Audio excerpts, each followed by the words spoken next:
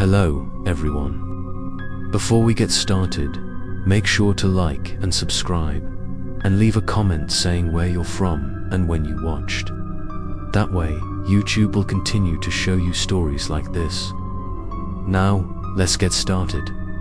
Asterisk, I lost count of how many nights I had spent in this house. Time seemed to be distorted, moving slowly, but it made my mind tired as if I had lived for a century. Every time I thought I had reached the bottom of my fear, the house opened up another level of hell. And tonight, it showed me the most terrible thing. As the clock struck 3, the living room suddenly fell into complete darkness. There was no more rain, no more wind, only a heavy, suffocating silence. Then from the darkness, a candle burned, brightly placed in the middle of the table.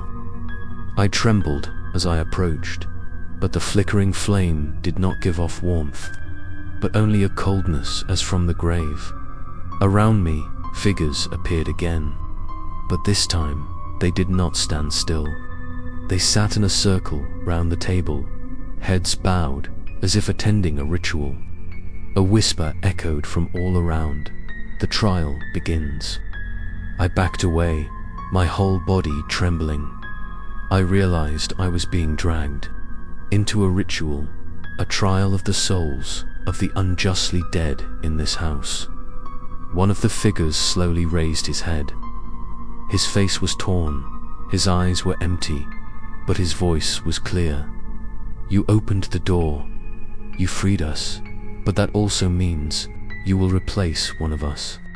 I opened my mouth, trying to explain, but my throat was choked. No sound came out.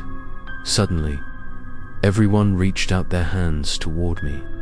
For a split second, I saw myself sitting in the middle of the circle, one of them with a blank face. I screamed, rushing toward the door. But when I opened it, I was no longer in the house.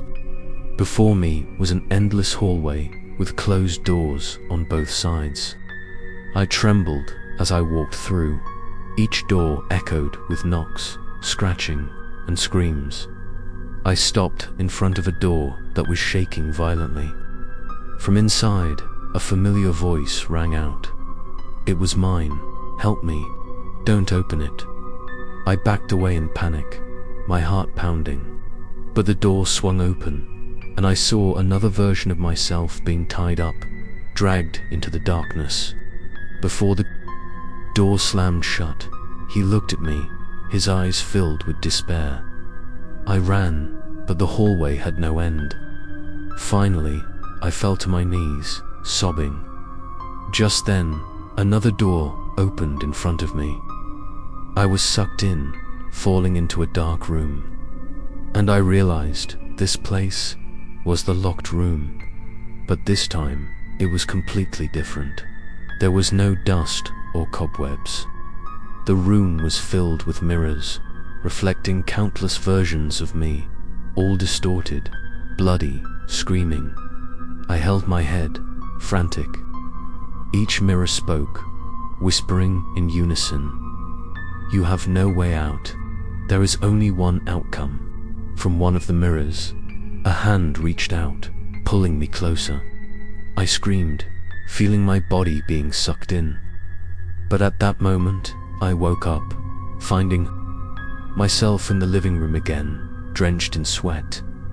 On the table, the candle had gone out.